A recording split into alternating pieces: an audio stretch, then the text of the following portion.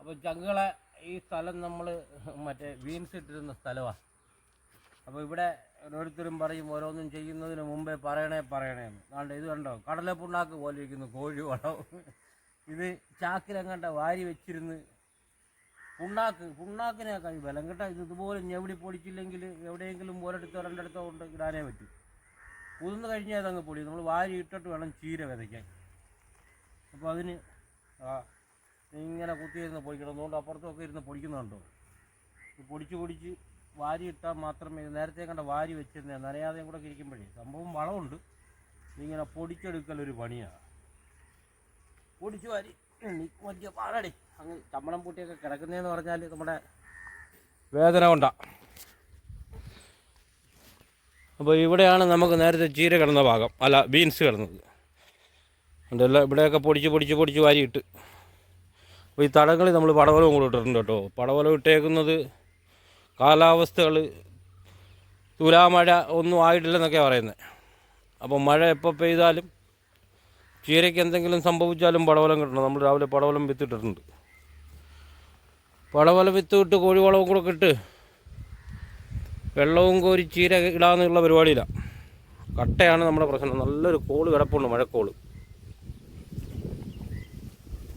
അപ്പം ഇന്നിപ്പോൾ കൊണ്ടുവന്നോ കോഴിവളം എന്താ പൊടിച്ച് അരി അത് ഇത്രയായി. കോഴിവെള്ളമൊക്കെ നല്ല ടൈറ്റായിട്ടിരിക്കുക, ഉണങ്ങിയിട്ട്. ഇതിനകത്തൊരു ചെറിയ നനവുണ്ട്. നനവുള്ള ഭാഗം നമ്മൾ പിടിച്ചാൽ ഉടനെ നനവുള്ളതാണെങ്കിൽ ഇങ്ങനെ അങ്ങോട്ട് പൊടിയും.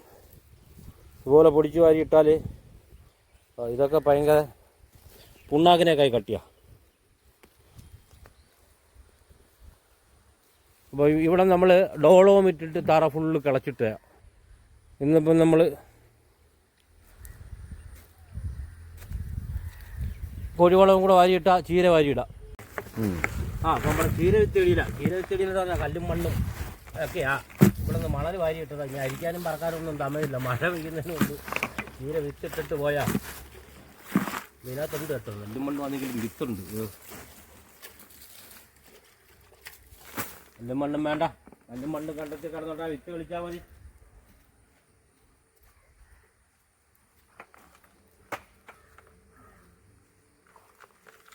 ഇത്തിരി വാരി ഇട്ടും കൊണ്ട് കൂടെ വെള്ളവും കൂടെ കോരിയാ ചിലപ്പോൾ അങ്ങ് ശരിയാവും.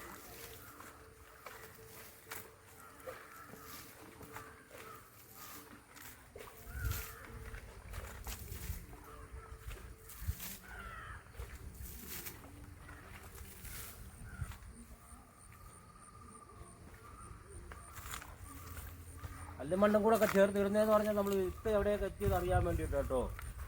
ചീര വിത്ത് മാത്രമില്ല, ചിലപ്പോൾ കാറ്റും കൊണ്ടുപോകും, എവിടെയാണ് വീടുന്നതെന്ന് അറിയത്തുമില്ല.